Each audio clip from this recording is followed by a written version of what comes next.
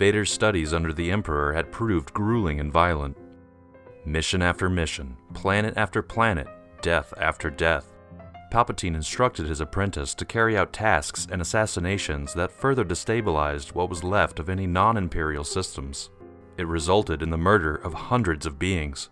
Did this huge loss of life from Vader's missions have any effect on Palpatine? Did he regret making his apprentice carry out these atrocities? After returning from one particular mission, the Emperor finally addressed the topic. Just a few weeks after losing his duel to Obi-Wan on Mustafar, Vader, the Emperor, and an Imperial officer stood in Palpatine's office. "Lord Vader, release him." This instruction from his master was one Vader heard numerous times during his tenure as the galaxy's most feared Sith Lord. High up above the sprawling city in the head office of the Emperor, Vader released his force grip on the Imperial colonel, delivering him to the ground with a crushing blow. The force choke had ended, but the underling remained in great pain. As he gathered himself together, the Emperor forebodingly told the colonel that he hoped his particular division of the Empire's troops would improve imminently. He staggered out of the room, clutching his throat in pain and fear as Vader looked on.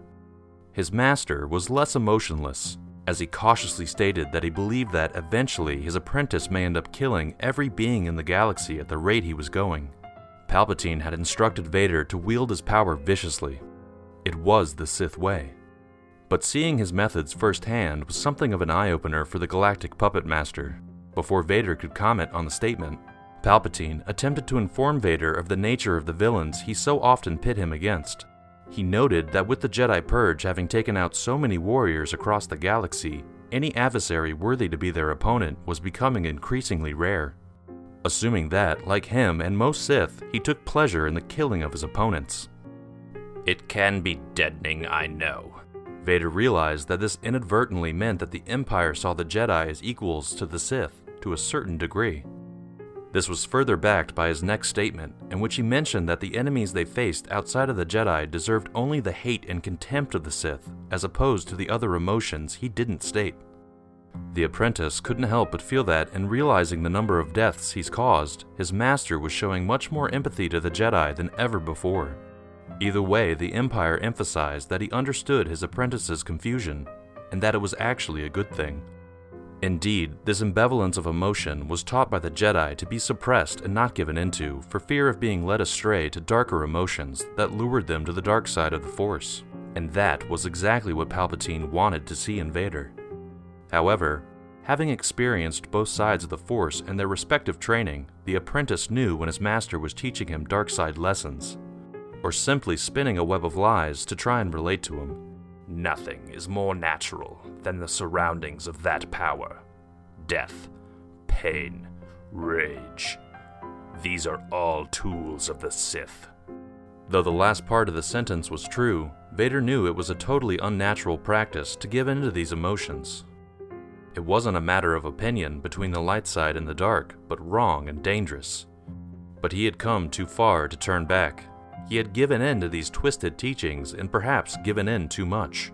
The Emperor made it clear that while he condoned fueling his beliefs with the Sith mindset, he gave his apprentice one haunting warning.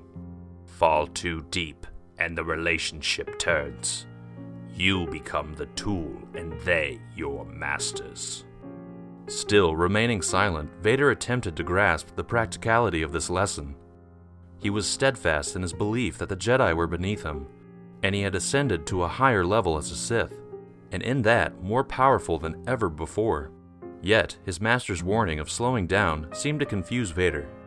He was simply following orders in the powerful ways he was being taught, making his master proud with the elimination of enemies of the Empire.